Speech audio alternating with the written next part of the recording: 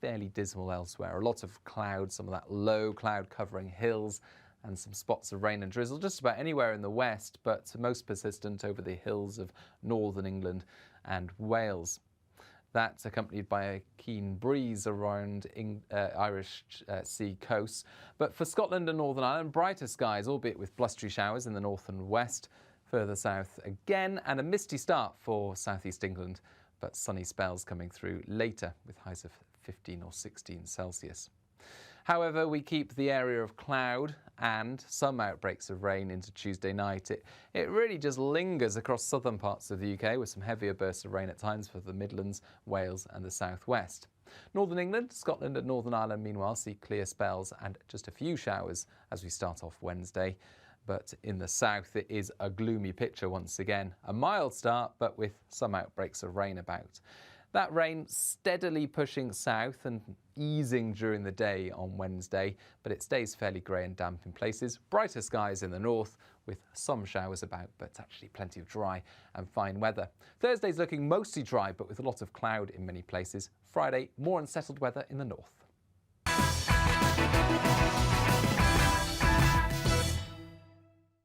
You're watching GB News live across the UK and the world on our digital stream. GB News is Britain's news channel. We are the UK's home of discussion and debate from all perspectives. We are here for you. Don't forget to join our YouTube community by clicking on that subscribe button.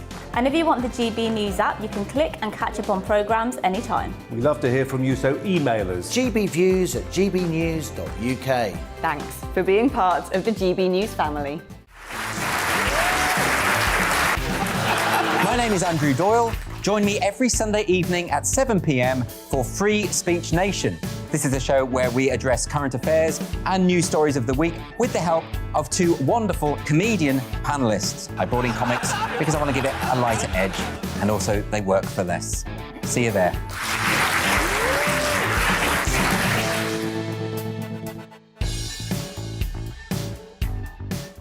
Join my show Farage, 7 p.m. till 8 p.m. Monday through Thursday, and there you will get opinion, analysis, debate, and I'll cover stories that nobody else dares to touch.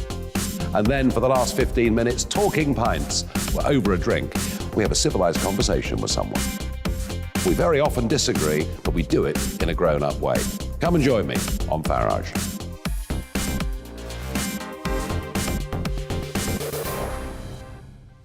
I'm Colin Brazier. I've reported from more than 70 countries around the world, covered wars from Afghanistan to Iraq, from Lebanon to the Balkans. I'm trying to bring that experience, that feel for events, to the studio. And something else. I'm ready to give an opinion. Today's stories with a spark. Brazier from 8 p.m. weekdays on GB News.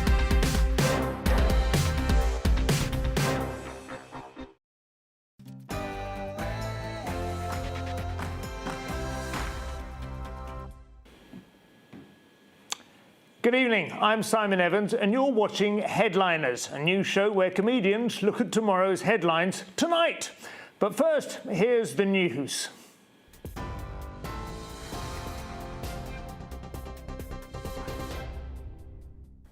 Good evening, I'm Polly Middlehurst and these are your GB News headlines this hour.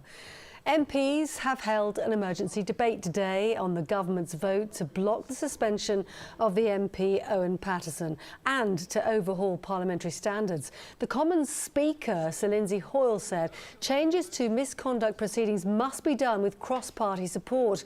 The Prime Minister, who was visiting a hospital in Northumberland today, said he takes accusations of government corruption seriously, but Labour leader Sir Keir Starmer accused Boris Johnson of corroding the trust between voters and politicians. Last week, the Prime Minister damaged himself.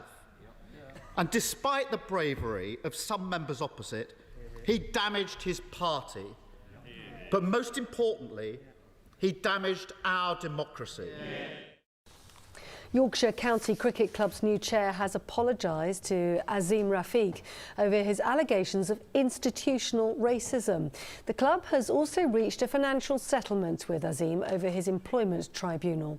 Lord Patel has vowed to oversee urgent and seismic change to make the club inclusive for all future players. Racism or any form of discrimination is not banter. It's simply not acceptable. We're sorry for what you and your family experienced and the way in which we've handled this. What happened to you must never happen again. At COP26 in Glasgow, the former US President Barack Obama says larger nations must shoulder more of the burden of fixing the global climate crisis. Speaking at the summit, he said if we don't act now, then it's going to be too late for smaller island nations. But there is one thing that should transcend our day-to-day politics and normal geopolitics, and that is climate change. It's not just that we can't afford to go backward, we can't afford to stay where we are. The world has to step up, and it has to step up now. Good news tonight. An injured man who has been trapped in a cave in South Wales for more than 2 days has finally been rescued. Almost 250 people joined the rescue effort. The 74-year-old was unable to move after falling in one of the UK's largest cave systems at the Brecon Beacons. He's been taken to hospital for treatment for non-life-threatening injuries. And a great day today if you want to travel to the States. UK travellers can finally fly to America for the first time in nearly 2 years. The US has opened its borders to fully vaccinated visitors, but they must take a COVID test within 3 days of arrival. British Airways and Virgin Atlantic synchronised their departures from London's Heathrow Airport this morning to mark the special occasion. You're right up to date. Now let's get back to headliners.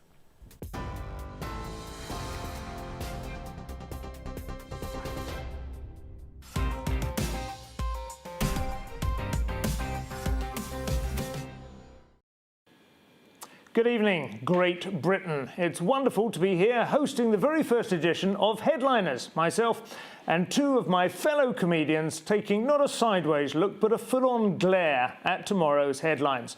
To paraphrase the Bonzo Dog Doodah Band, I'm sure very familiar to all our listeners, news, like jazz, is delicious hot, disgusting cold, and we are getting it as hot as it comes. These are the hot cakes of news, straight from the bakery, oven fresh, steaming with promise. You can almost hear the digital thump of bundled newsprint heaved off a passing truck and ready for the newsstand.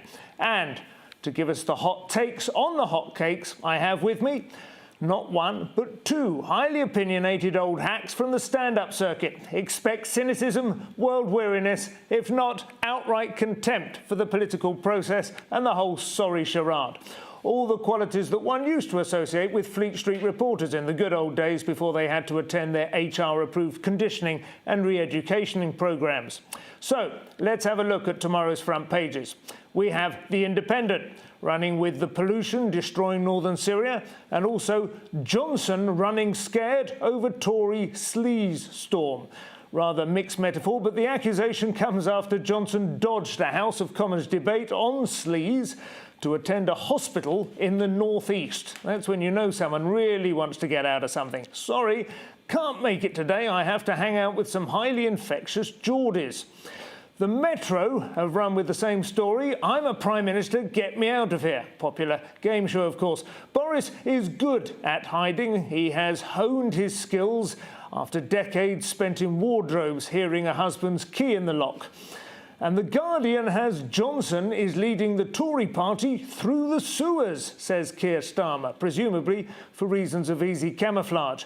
The Financial Times has elevated its sights and is talking about Obama's COP26 speech. We'll be visiting that shortly. He stressed that if we don't save the climate, it's our children that will pay. Excellent. Find a tidy your room threat with some real teeth at last. The Daily Mail has yet more sleaze. This time the famously golden-voiced former Attorney General Geoffrey Cox, who has been earning over £1 million doing legal work in the Caribbean. Nice work if you can get it. And voting by proxy in order to fulfil his backbench duties. That really is quite far back, isn't it? By backbench standards, 4,000 miles back. Impressive, even for a man with his capacity for projection. The Telegraph, meanwhile, have gone with 11,600 caught COVID in hospital and died as their main story, which might be construed as running cover for Johnson, though hardly in a way that entirely redeems his reputation. The Times has the sleaze story as well, and also that going to bed before 11 p.m. carries lower risk of heart disease. Well, yes, because that's all the salad shops have shut. It's all kebabs and Ginster's pasties after 11. The Sun has this Strictly story. It's not strictly a story, but it is strictly a story. Adam Peaty, whoever he is, has been voted out in the dance-off, and his mum, whoever she is, says it's not fair. I don't even know who any of these people are, but is that really front-page news? Well, on the same day that we learned a massive asteroid is going to pass frighteningly close to the Earth, I might have thought priorities even for the Sun would have been differently arranged. Incidentally, they say this asteroid is the size of the Eiffel Tower. Since when did 19th century Jumbo Meccano become the default standard measure in astronomy? Anyway, let's not worry about Armageddon just yet.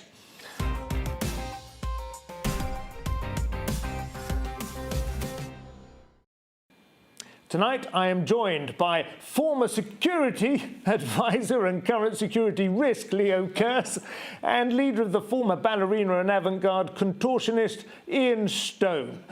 These two gentlemen are here to help me get through the newspapers and make some sense of it all. So, Boris Johnson has been urged by a senior Tory MP to apologise for his handling of the sleaze row that has engulfed his party.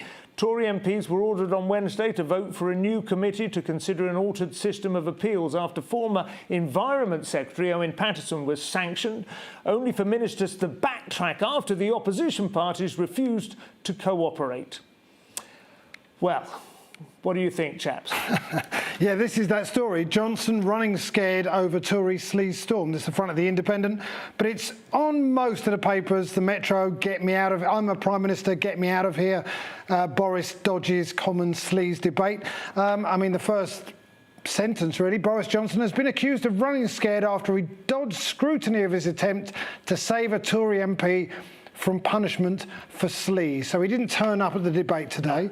And this is after... happened though, right? The previous debate was a three-line whip, is that right? Have I got that? Yes, yeah. There was a three-line whip to basically make the members of the Tory party go through the lobby to change the rules, rather than Owen Paterson take his punishment like a man. I mean, which bodies does he know are buried where? It seems an extraordinary... I hadn't even heard of him, to be honest, Owen Paterson, before. He's not one of Boris's main sort of... you know, Brexit. Well, he's a mate, right. I think is what it is. He's a mate. And Boris Johnson avoided or dodged or whatever you want to call the debate today because he didn't want to be told off. Yeah. I mean, that's essentially, he didn't want to be told off, because I was thinking about Boris Johnson thinking, how many times in his life has he been told off? I Not enough, is that what you think? Or? Well, I imagine it's thousands of times. I can just imagine people just wagging their finger at him and Boris sort of looking a bit, you know... Jess Phillips on the Labour benches, she said that, you know, sorry is not enough. And she said she actually used the example of her own daughter. This is what she said to her daughter. It's not enough to say sorry, you have to change your behaviour. Well, what is it? I mean, do we ground him? Is that what we do? You're not going out for 30 days or something? Make him wear his mask. But this is a man who always, he has been told off thousands of times. It doesn't seem to have made any difference. And so he sent Steve Barclay. It also doesn't seem to make that much difference to his popularity. Well, this is the thing, his popularity has always carried him through, but this is actually affecting his popularity.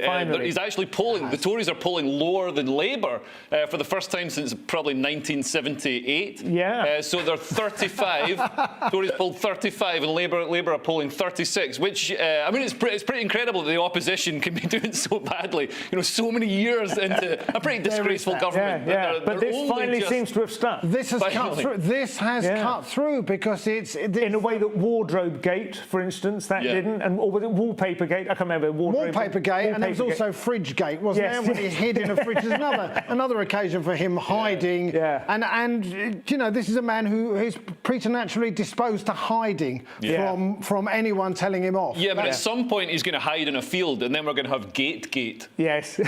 I guess. Or possibly Theresa May running past. Or hide in a sequence of 5 pubs, which would lead to 5 bar gate. Nice. Nice. Or we could have Watergate, couldn't we? We could do this for hours. This could be the most swiftly cancelled show in GB News' history. And deservedly, if we keep doing jokes like that. This must please you, Ian, because you felt for a long time that Johnson, you cannot. There are a lot of people I know, left-leaning people like yourself, and you're no great raging trot, but there's a lot of people on the left who have not been able to conceive of how Johnson has managed to get away with it as long as he has. Look, what people say is that they would, if they went for a drink with Boris Johnson in a pub, he wouldn't admonish them for things because he's in no position to do so, right? Yeah. But whereas Starmer, I mean, I've always had that thing with Starmer. Everyone in their life, every adult at some point has had a bruising encounter with a clever solicitor and has rarely remembered the experience with much fondness. Yeah, I mean, interesting enough, I actually think he did pretty well in the debate today, Keir Starmer, because it wasn't very difficult. Peter Bone, of course, was asking him, wasn't he, have you ever, did you whip your side? And he, of course, just looked at him and went, no, I didn't, because they didn't need to be whipped. No, I don't have a lot of time for Boris Johnson. I think he is unfit to be leader of the country. Listen, let me tell you, I have a hairdresser who didn't know that Belgium... Which in itself is a slur. You're still in the lockdown. I think she's pretty good, Council, all right? But you can judge for yourself. I have a hairdresser. She didn't know that Belgium was a country, OK? Because my son is living there. She said, oh, what language do they speak? And he said French and German and Dutch. And she said... Flemish. That's Flemish. And she said, well, they're not even speaking their own language. The point I'm making is she's more suited to be Prime Minister than Boris Johnson. In my opinion, do you think otherwise? Well, I think Boris Johnson is more suited to cut your hair. Well, possibly, although his styling leaves a lot to be desired. I don't like the way he messes I it up have a before he goes feeling, on. though, that, I mean, we often look across the Atlantic, and we're going to talk about American politics in a minute, but we look at that and we say, is Biden going to make out the full term? I have that feeling with Johnson. I don't know that he's destined for another. He's lost a lot of credit, hasn't he? Yeah, but if he makes the pass now, he's face down in the mud, but if he can get the ball back and out of the maul or ruck, whichever one it is. You know what I'm doing rugby analogies. I don't know what you're on about. He is popular with the man and the woman and the non-binary person in the street. Yeah. So that can always carry him through. He's been fairly Teflon coated so far. Yeah. But I mean, there are worrying things with this case because he's tried to undermine, the apparatus that's there to keep an eye on ministers. Standards. Yeah, he's tried to undermine it, which is more worrying to me than a minister. I expect ministers to be sleazy. What's interesting about this one, Owen Patterson, so he was taking over $8,000 a month. He's taking over $8,000 a month from Randox. Consultancy fees. And this is, so Randox provide, PCR tests and things like that. And then, everybody just completely accepts whatever the government says about coronavirus, you need PCR tests and all the rest of it. Do we? Or are we just I think that is money a very important point. It's not just that it's sleaze, but it's sleaze to do with something that we've all been half suspecting looks a lot like a racket to begin with, isn't it? Yeah, Randox share price went up by about 85%. They are compulsory if you want to travel. And it's interesting how the vaccines get it in there. Like internationally, the vaccine is the main focus for people who the conspiracy theories, the people who are hesitant, they think it's a racket, they think Pfizer's share prices are enough of evidence. But the testing. But it's the testing, isn't it? It's always the second, in the same way that in the gold rush, it was the guys who opened the hotels in California that made all the money. Well, yeah, but Owen Patterson made £500,000 out of this, and when he was interviewed, he said he'd do it all again. apparently that was too much even for Boris Johnson. He went, oh, for goodness sake. And that was the time when he decided to pull the plug. And suddenly it's all turned round. But now he's meant to apologise, and of course he can't do that. We've got to go on to the next story, gents, and it's Barack Obama who has visited our Fair Isles. He got in ahead of the lifting of the tourist ban, which we'll be coming to later. Well, I mean, funnily enough, we're talking about coronavirus restrictions. I mean, the delegates at COP26 are exempt. 30,000 delegates exempt from coronavirus restrictions. So apparently coronavirus... Not entirely, but they have a PCR test, you know, and obviously they wear a mask for the theatre and everything. But, like, I mean, it just shows, like, how does coronavirus know not to spread when people are discussing environmental issues? And also, if it knows not to do that, why do we bother developing a vaccine when we could have all just joined Greenpeace? Is it a single-issue vaccine? Is that what you think? Apparently so. The vaccine's worried about the end of the world. It's worried about humanity becoming extinct because then it won't have anybody to infect. But yeah, so Barack Obama gave a speech where he described Scotland as the Emerald Isles, which is the wrong country. If Trump did that, he'd be lambasted everywhere. That's Biden's home country, the Emerald Isles, so he'd have you believe. He thinks he's Irish through and through. Well, yeah, so many Americans think they're Scottish as well. But don't you think that Obama having a go at Putin and Xi Jinping was a good idea? I thought that was good. I mean, because they should be there. No, I thought that was good. And the fact that he is, I will say this for Obama, I think he was a bit disappointing in office given how glorious a sort of, you know, his oratory, his panache, his show business, you know, his sheer glow of celebrity is a Hollywood level. He did have to deal with the financial crisis. Yeah, no, that's true. But post his office, I think he's actually handled the kind of elevated statesmanship game quite well. I think he does actually take up that. And I think he made. Sorry, Lee. I think he actually was right to have a go. I mean, listen, I understand that China don't really care because they want to still develop. What do you think? They're building a massive city every 10 minutes. Honestly, like, I mean, the whole climate change theatre is pointless without China, India, Russia on board. And they don't. They shouldn't do anything. Honestly, I don't think we should do anything. I think carbon dioxide levels are actually historically at quite a dangerously low level. If carbon dioxide levels reach 150 parts per million, plant life dies on the planet. We're already seeing like increased greening of the planet by 25 to 30%. I understand what you're saying, but I mean, I don't think we should go down the rabbit hole of whether climate change itself is happening. I'm not. It's definitely happening. But for Scotland, the thing about it is you have to drive. As soon as we've entered the anthropocentric or whatever, the anthropic era, haven't we? Or where we are having a noticeable effect. At that point, you have to drive in a dead straight line. That's the thing. It's really, really difficult. Well, I disagree. I mean, if you look at the White Cliffs, if you look at the White Cliffs of Dover, if you look at all these things, that's all carbon sequestration that's been happening over millennia. But you don't want to end up like those little seashells, do you? No, but I mean, the idea that we're all going to die out if carbon dioxide levels rise is ridiculous. Can I make an alternative point here? Yeah. So David Attenborough says we're on the brink, and this is a man who's lived with nature and been at the centre of that debate for 75 years. I'm more likely to side with him than with you. Well, I'm more likely to side with people who don't hide behind like just very obfuscatory science to try and increase taxes on me. We're going to have a little clip of Obama here just to break up the potentially intractable issue of whether or not climate change is actually helpful.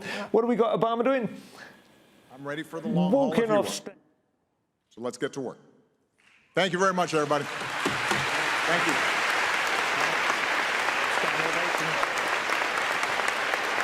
Yeah.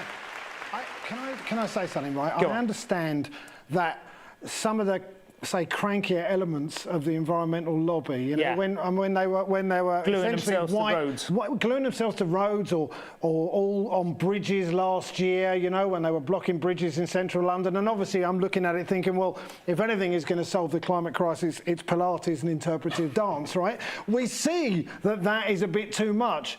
But I agree with them. What about Greta? Greta herself. Greta is like wait a minute. Obama bought a house at sea level. If Obama thinks sea levels are going to rise, why would he buy a house at sea level? You'd buy one at least, 20 metres up a hill. He bought the house at sea level, and then he went to COP26 to say you've got to sort it out. And then he suddenly discovered about climate change. He's just spicing things up a little bit.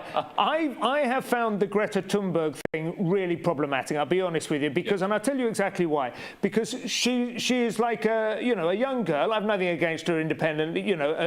Like she may or may not be challenged in various ways, but whatever she is, she's clearly a mouthpiece for ideas that other people have put in there. Yeah. And yet, as soon as you go, oh, come on, are we really going to let like a 16-year-old girl determine worldwide climate policy? Everyone goes, oh, threatened by a young girl. Threatened, are you? Triggered by a young girl having a voice. They've created this kind of like a force field around her, a protection racket where you're not allowed to speak against her. It's like a human shield, and I think that's really it's got to be galling for scientists who studied for decades and became masters in their field, and then an 8-year-old comes along and gets all the attention. Well, she's on screen. It's got to be how Ian and I feel when an open mic act gets a spot in Live at the Apollo.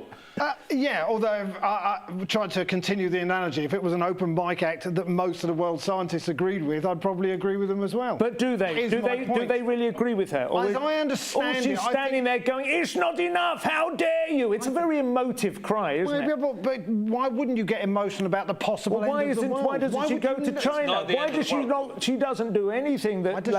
Why doesn't she go to China? Yeah. Why is she here in literally the country that has made the most advances in the last 10 years towards carbon zero? We have the United Kingdom is literally the best developed nation in the world in the progress it's making. But she loves to come here for that very reason, that she knows we will kind of go, oh, thank you, Greta, beat me some more. You feel like we're being lectured. I mean, first of all, the COP26 thing is happening No, she had to come here then. In Britain, and I think the young should be angry about something like this. But some of the stuff she says, so she says we can't have continuous growth on a finite planet, and we can, because economic growth has been decoupled from resource consumption for a long time now. Are we ready? So all the economic growth we have in tech and finance and everything isn't from taking stuff out. How many species are disappearing every year? How much of the rainforest that's a completely separate thing to economic growth. No, it isn't. It is. And why are people talking about people talking about the end of the world? When I was a kid, you'd see crazy people in the street with a sandwich board saying the end of the world is nigh, and everybody. The great thing about nuclear annihilation, we had a film like Threads where they drop a bomb over Sheffield. It's a single event. It was really scary, but you had to just go to bed that night hoping that the Russians loved their children too, as Sting so eloquently I watched that film on the same day. I watched that film on the same day as Lenny. It was two of the most depressing films I've ever seen in my life about the life of Folks, it's time for a break. Coming up after the break, we leave the front pages and delve into the papers. So be prepared for stories ranging from Big Bird urging you to get vaxxed to an asteroid the size of the Eiffel Tower, although it's unclear whether that's volume or diameter, heading our way. You still have time to shop as it's not hitting us until December, so here are the adverts. Hello again. A lot of cloud overnight for many of us, and rain is sinking south across northern parts of the country, but it will be milder as a result, and then it turns drier and brighter during Tuesday.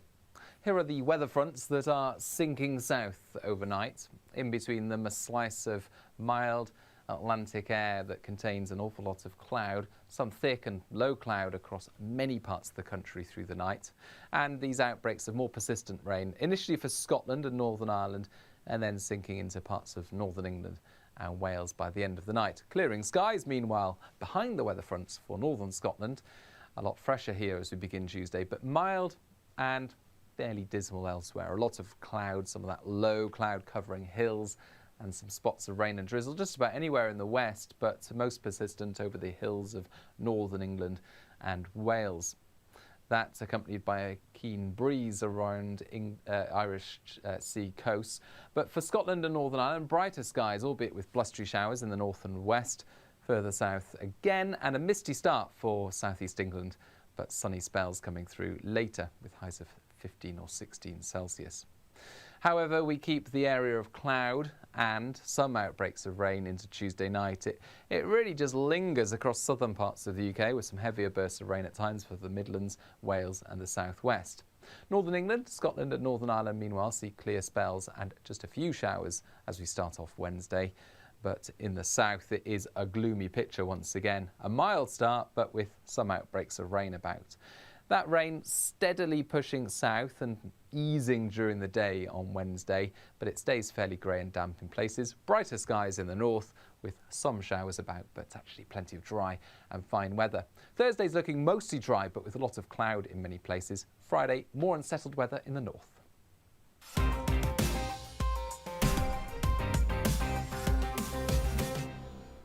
You're watching GB News live across the UK and the world on our digital stream. GB News is Britain's news channel. We are the UK's home of discussion and debate from all perspectives. We are here for you. Don't forget to join our YouTube community by clicking on that subscribe button. And if you want the GB News app, you can click and catch up on programmes anytime. We love to hear from you, so email us. gbviews@gbnews.uk. Thanks for being part of the GB News family. My name is Andrew Doyle. Join me every Sunday evening at 7 p.m. for Free Speech Nation. This is a show where we address current affairs and news stories of the week with the help of two wonderful comedian panellists. I brought in comics because I want to give it a lighter edge, and also they work for less. See you there.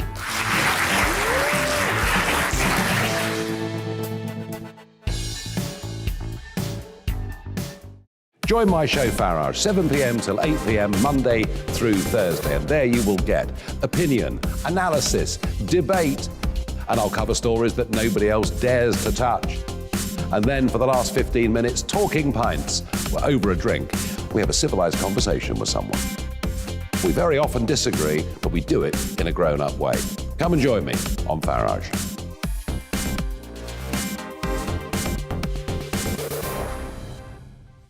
I'm Colin Brazier. I've reported from more than 70 countries around the world, covered wars from Afghanistan to Iraq, from Lebanon to the Balkans. I'm trying to bring that experience, that feel for events, to the studio. And something else. I'm ready to give an opinion. Today's stories with a spark. Brazier from 8 p.m. weekdays on GB News.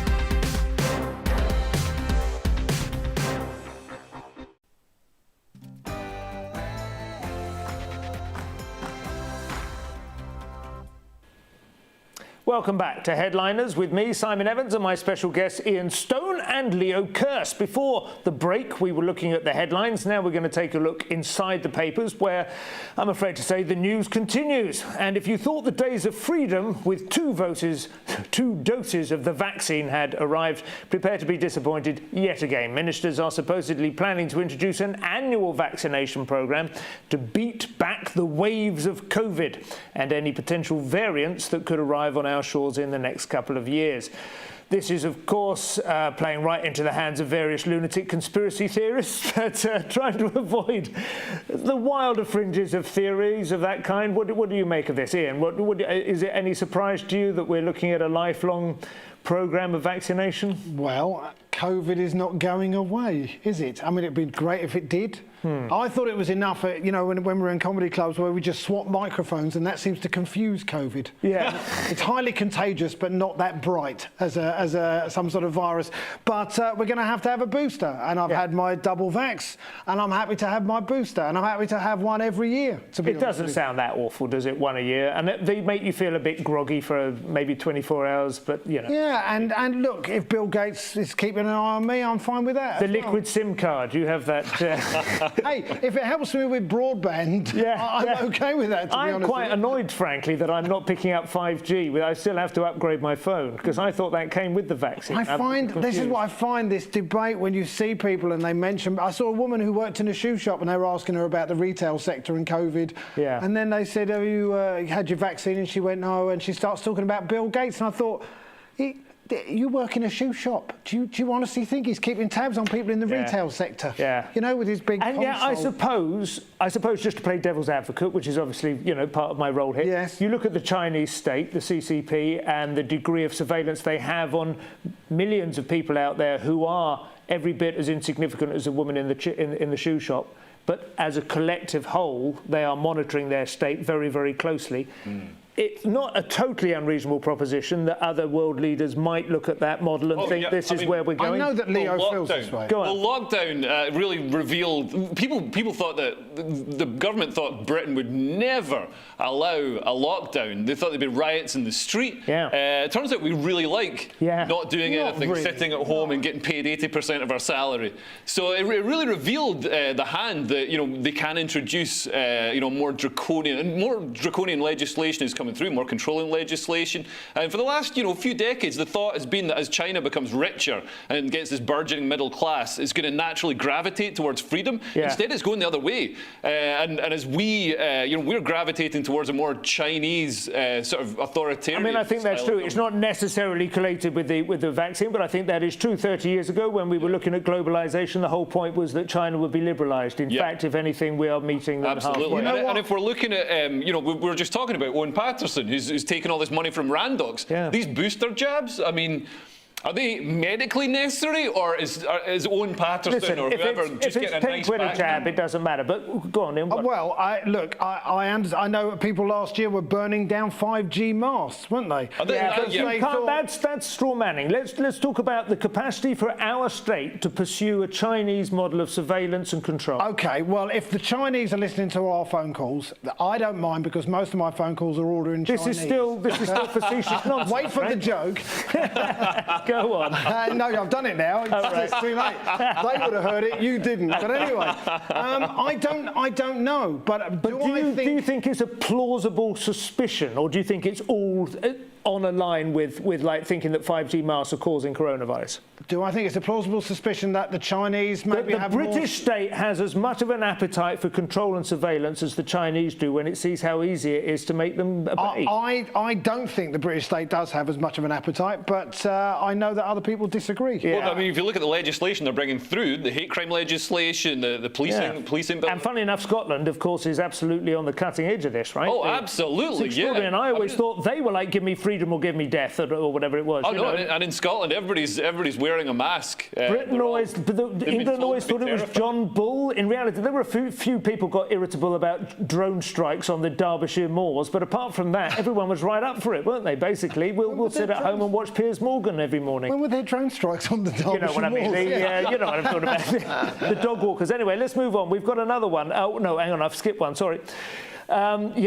This is the story about scurvy, which I've always regarded scurvy for the last couple of hundred years as mainly a sort of Shakespearean insult, like scurvy knave, but apparently it is a viable disease. It's making a comeback. Yes. There was some, basically, there various stories. I think the Express had one that said that cases have doubled now. As you pointed out when we were chatting about this before, they've doubled from 82 to 171. Yeah. It's still not a massive problem, but the fact that I think the basic point was that Victorian diseases are making and a now comeback. This is the vitamin C disease, right? This is the vitamin C disease. But so are some people fruit hesitant? Is that what's going on? Well, I think it depends where you read the story. One imagines that the left-wing press will be saying it's more to do with some of the. Take a look at the picture behind you. This is the teeth. Wow, that are very red. That's a normal British mouth.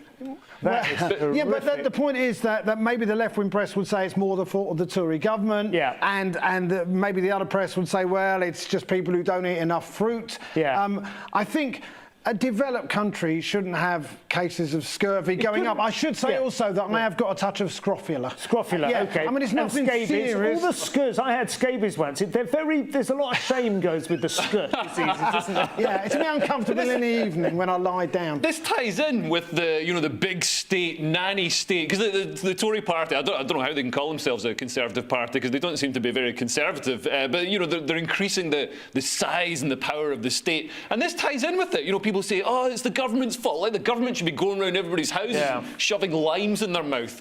I don't want the government to tell me to eat fruit. I'll eat unless fruit. they bring the tequila as well, possibly. Yeah. I think the food bank issue is like that people are tying it in with that. So some people apparently are unable to feed themselves. There's quite a lot of children who are malnourished in this country, and part of that would obviously be to do with scurvy, and that may well be to do with. And it is always the fact is that fruit is often overlooked in favour of like carb-heavy ready meals, isn't it? This is what I blame. I mean, you can understand if you're a single parent, you've got to feed your kids, then quick and easy is what you want. And fruit's expensive. Fruit can be quite expensive. Fruit can be expensive, We have another story here now. There is an asteroid which is believed to possibly eliminate the need for fruit and vegetables in the near future. There it is, approaching us in a suitably dramatic. I imagine that's a simulation. Looks like there's a lot of them. It's apparently the size of the Eiffel Tower, which I would have thought thought of the Eiffel Tower more of a shape than a size. I was disappointed when I went to look at the asteroid that it wasn't shaped like the Eiffel Tower. It's just shaped like a big... That would make you suspect that somebody had it in for us. It's like some sort of space javelin that will just hit the ground and that's it. It's I mean, I only heard this story today, and I thought, how can this be like in the second section? I know. This is possibly the end of the world. Everything's the end of the world. Oh, the climate's changed. We're getting more carbon dioxide, more plants are growing. We're all going to die. Right, wouldn't you? An asteroid. It's quick, isn't it? An asteroid is coming within 3.9 million kilometres of the Earth. We're all going to die. I think it needs to be within... It's going nowhere near us. Oh, it's not going to hit, no. It's not even coming... Oh, God, it would be on the front pages if it was going to hit. Because even of the sun, I think it would even have knocked off the... Deep Impact is one of my favourite movies. Yeah, is that the one with Bruce Willis, or is that the other one? No, it's the other one. Bruce Willis is Armageddon. I like that. Was great. The one with the Oilers. It's and it's Morgan Freeman as the president. Right. And I live by that film. Well, it explains a lot. Explains a lot.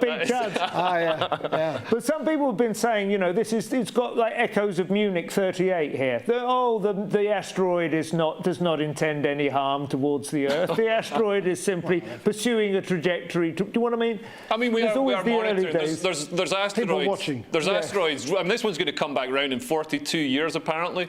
If the others still here, according to Greta Thunberg, it's going to be destroyed by then. Still to come, we will be looking at all the other news from social media and anti-social media. You won't want to miss that. We'll see you after this. See you shortly.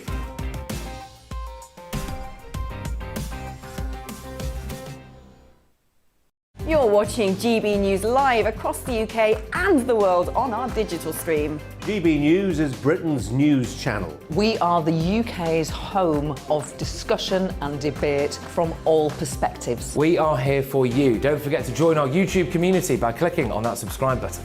And if you want the GB News app, you can click and catch up on programmes anytime. We love to hear from you, so email us. gbviews@gbnews.uk. Thanks for being part of the GB News family.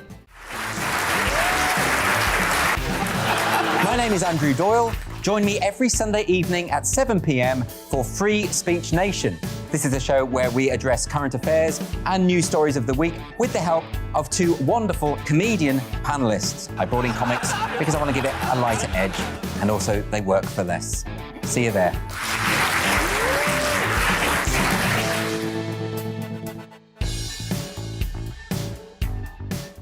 Join my show Farage, 7 p.m. till 8 p.m. Monday through Thursday, and there you will get opinion, analysis, debate, and I'll cover stories that nobody else dares to touch. And then for the last 15 minutes, talking pints. We're over a drink. We have a civilised conversation with someone. We very often disagree, but we do it in a grown-up way. Come and join me on Farage.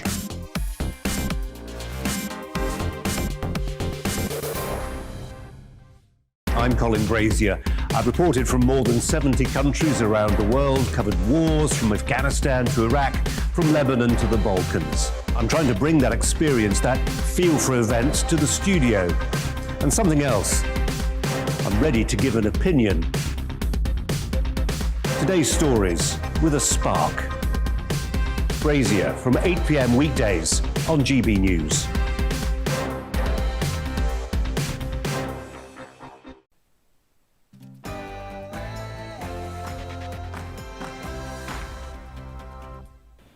Welcome back. So, as well as the actual legacy media, as it likes to be called, mainly because it doesn't even function as chip paper anymore, we will also be dragging a net along the bottom of social media, by which I personally mean Twitter, to be honest, because Facebook is largely mad aunts sharing recipes and suggestions for making your own Winterval decorations, and Instagram is just a bunch of ads interspersed with showreel lifestyle snapshots and my kids and their friends reassuring each other that they look fabulous, babe.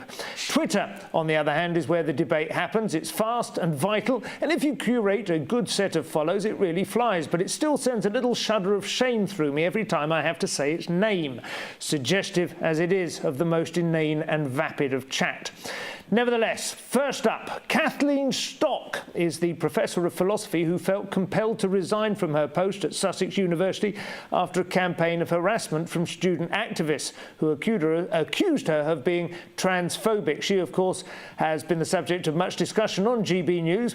She has also been on other television programmes, and after Lorraine Kelly's interview with her this morning, Kelly tweeted the following.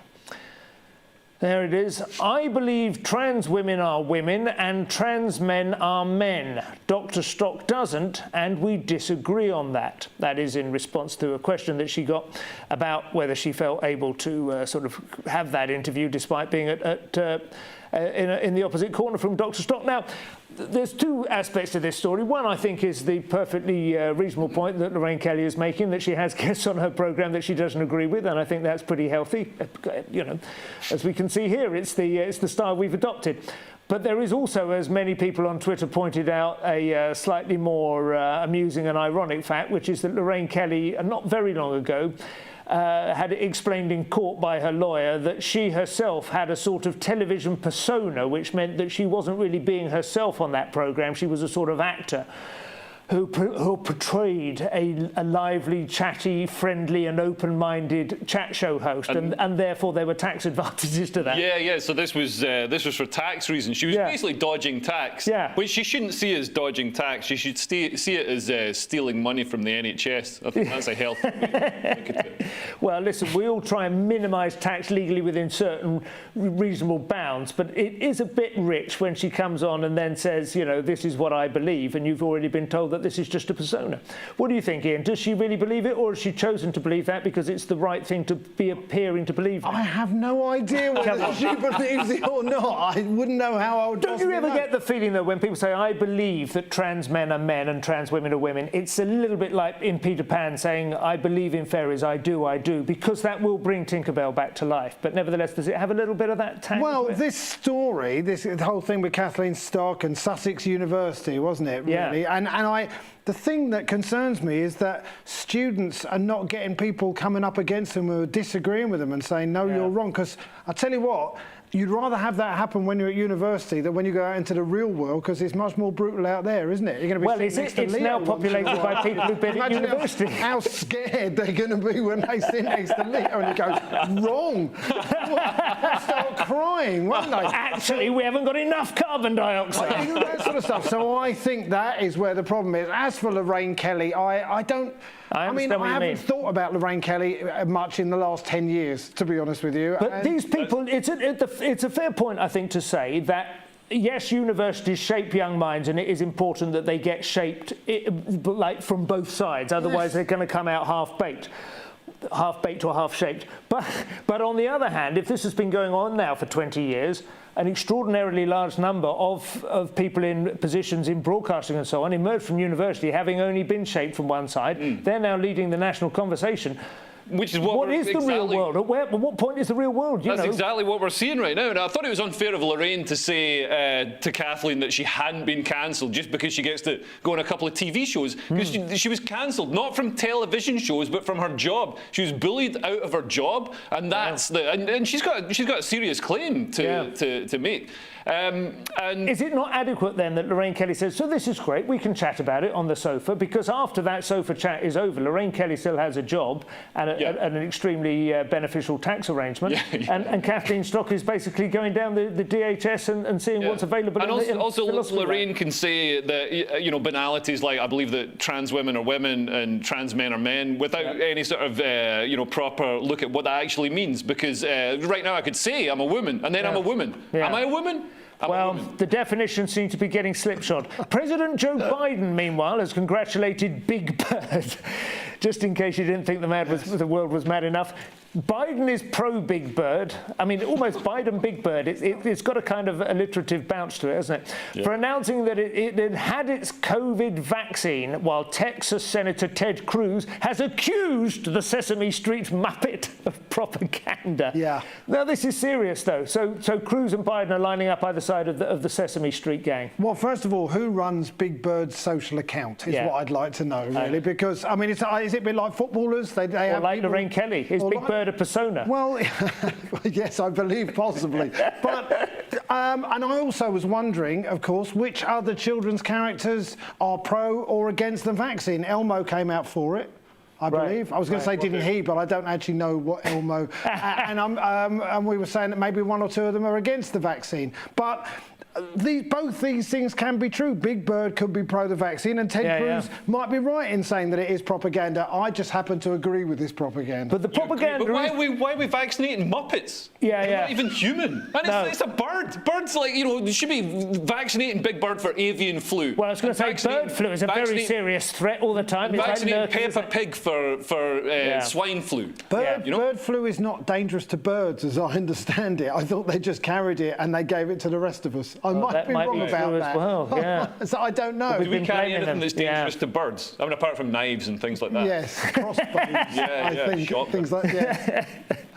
Well, Muppet propaganda. I'm going to say this, though. I think it is a bit sinister to use a Muppet to make 5-year-olds feel good about a vaccine, because that is a moot point, isn't it? There is a cut-off point. The JCVI recommended that children, and even teenagers, there's negligible benefits. They recommended that they aren't vaccinated, and that's the JCVI. So that's the government's medical advisors on immunisation. I would like. I mean, my general feeling is get us oldies boosted first, then maybe do the kids. And then do the Muppets. And then do the Muppets last. Yes. Finger and the bobs, clangers sadly, are no longer.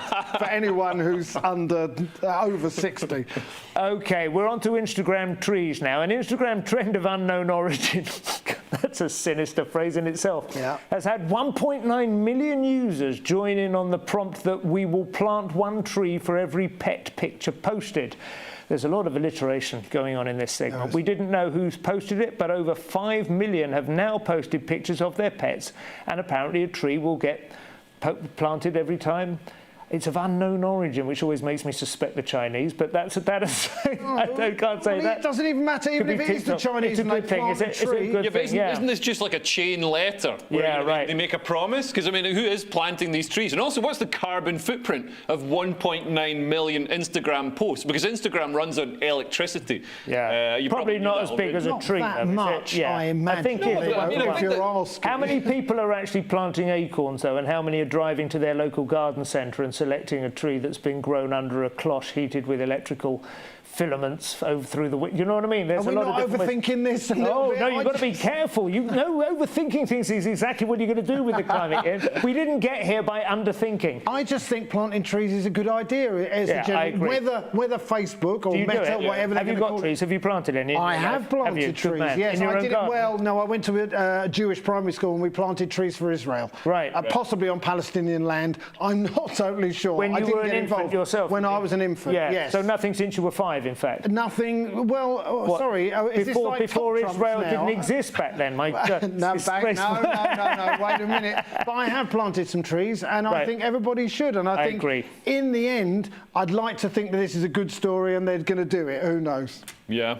You're up for it. I think we're all united, aren't we? This is just pure theatre. This isn't. Nobody's planting any trees. This is just somebody doing, making a post on Instagram. Nobody's going to plant it. Finally, fashion firm. It's all alliteration. It's become extraordinary. Finally, fashion firm United Colours of Benetton, who I remember very fondly for introducing mixed race models in the 80s when it was really quite ahead of the curve. Right. They're now ahead of the curve. They're selling a new range of unisex hijabs, which I can't help feeling might have gone a little bit too far ahead of the curve. I don't know. What do you think, Leo, you talk about this. I'll leave this one for you. Ian has family, so unisex hijab. I mean, the hijab obviously a symbol of, depending on whether you read The Guardian or not, either a symbol of liberation of women as they're forced to walk 10 paces behind their husband, or oppression if you've actually got a brain. They force women to wear this thing over their head. And the idea is that it hides the hair from men's eyes, so the men don't get inflamed. So I think a unisex hijab is great, so now I can hide my hair from women, and then they won't get inflamed. Poor old Ian, who has his hair professionally cut will lose all the benefit when he goes under the hijab. I mean, it is the thing about if a man gets a glimpse of a woman's hair, he will essentially get too overexcited and sexually assault her on the spot. What, are we denying that that's the case? Do you no longer feel that maybe you should get your hormones checked out? Interesting enough, in the Jewish religion, they're very religious. They have to shave their heads and wear a wig. Really? So these things do, you know, this is part of these Semitic religions, if you like. Yeah. But this particular hijab.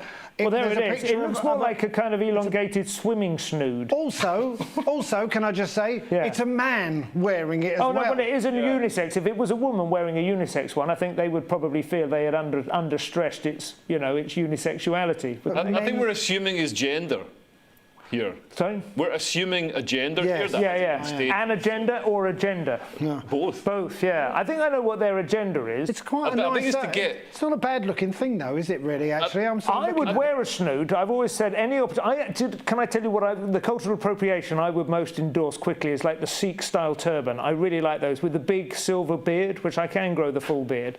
The turban is really flattering. I don't know why, but it emphasises, or it kind of like elongates the head and all that. Basically, it's slightly penile, but it does kind of just raises the crown on all sides. I love them. And I don't think you have to tie them either. I suspect they come ready tied now. I'm just kidding. Yeah, it's got a little dome inside it. Yeah. My cousin once wore an Arab headdress, got a picture of himself with an Arab headdress and replaced his bar mitzvah photo with a picture of that and freaked his mother out when she came in the lounge, to be honest with you. It's a strange... Because the Jewish headgear, you know I'm half Jewish, right? So I'm allowed to talk about this. I didn't even know this, Simon. Did you not know that? 30 years we've known each other. And I only knew for 3 years. It's part of my current show, so I don't want to spoil it, but, we'll take a risk tonight. But a lot of Jewish headgear is not that flattering, and I'm intrigued by it. There's the huge hats with the big brim or the little skull cap, both of which are almost absurdly... So you want a hat in the middle? Yeah. Well, I mean, the old-fashioned Homburg I quite like, but that is tragically now associated with Jeremy Thorpe, and as played by Hugh Grant. Brilliantly played. Fantastic, yeah. My uncle is a Hasidic Jew, and I asked him, why do you wear this outfit? And he said, that's what our ancestors wore 200 years ago. 200, you see, that's when they were in Russia and Poland. But Yeah. I said, but was that a religious thing or just because it was cold? Yeah, but this is the fact. A lot of people now wearing shalwar kameez and that kind of stuff because that's what their ancestors wore, maybe in the hillier parts of Pakistan, or people come from the Middle East. It takes a while, doesn't it, for these things to denature, I suppose, and adapt to the... Maybe this is part of that. Yeah, and also if you're coming to a cold country like the UK, then you're not going to get enough vitamin D. No. I mean, this is a real... My ex-girlfriend is Indian, and she had to take vitamin D pills because the climate here is literally trying to kill her. Victorian illnesses, we're back. Yeah, absolutely. But instead of it being that was caused by the smog, wasn't it? The rickets in the. I have no idea. I think it was that blotted out the sun, and they didn't get enough sun. Yeah, the tenements. In Glasgow, no sun got through. Yeah. So and tanning just wasn't a thing then.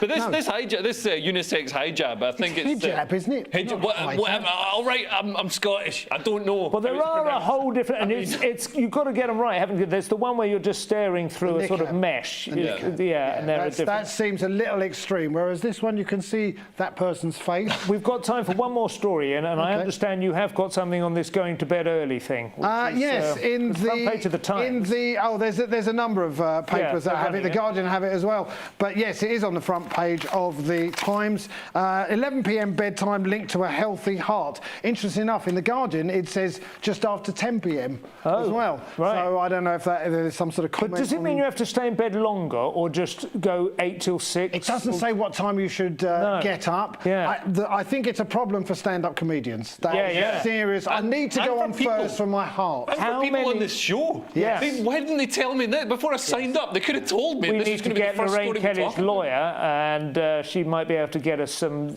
benefits, some kind of putting ourselves in harm's way. I did breakfast radio for a year and a half, and let me tell you, my heart didn't feel any better after getting up at 4:30 in the morning and going to bed at 8. This guy, Jocko Willink, have you heard of him? He's like an ex-Marine who does take control, he writes books about self-discipline and freedom is discipline and everything, and his big thing is to post at 4 a.m. every day his watch showing the time, because that's when he's got up and he's hit the gym. And then there's a puddle of sweat and blood. Than those people he's going to bed at 8 o'clock in the evening. He's having no life at all. That's even more boring than those people who post on social media where they ran the outline, and it's who? Nobody cares. I'll read those tweets when I get up about 9:30. Yeah, but did you not seriously? I genuinely chose stand-up comedy as a career. At least 30% of that was I couldn't stand getting up in the morning. I just hated it. 30%, only 30%. No, I mean I'm definitely a night person. I'm saying breakfast radio was a tough gig for me, but apparently you get a healthy heart. Going to bed between 10 and 11 p.m. significantly reduces the risks of heart disease. Weren't you saying that it's because there's more healthy food around earlier Absolutely. on? I used to work night shift, and the stuff that's available is mostly petrol station food. So we're talking ginsters, pasties, and pornography. So there's not much there. There's not many places open that'll do you a nice And also, the longer you stay up, the more likely you are to drink. And when you drink, your willpower evaporates and you eat bad food. That's the cadence, isn't it? This is all what this is about. It's nothing to do with the time. Nothing to do with the clock. Availability of booze and bad food. Folks, I think that's all we have time for tonight. But please join us at the same time tomorrow when I have guests Josh Howie in Ian's chair and Tamandra Harkness in Leo's. I'm just saying that to be needlessly needling. We will be giving you our unique insight into the papers. It's been a great pleasure and a privilege, frankly, to have you along this evening on our inaugural edition. My thanks to Ian and Leo. Thanks very much, gents. It's been a pleasure. See you again tomorrow. Thank you.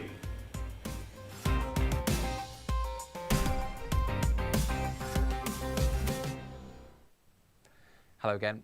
A lot of cloud overnight for many of us, and rain is sinking south across northern parts of the country, but it will be milder as a result, and then it turns drier and brighter during Tuesday. Here are the weather fronts that are sinking south overnight. In between them, a slice of mild Atlantic air that contains an awful lot of cloud, some thick and low cloud across many parts of the country through the night, and these outbreaks of more persistent rain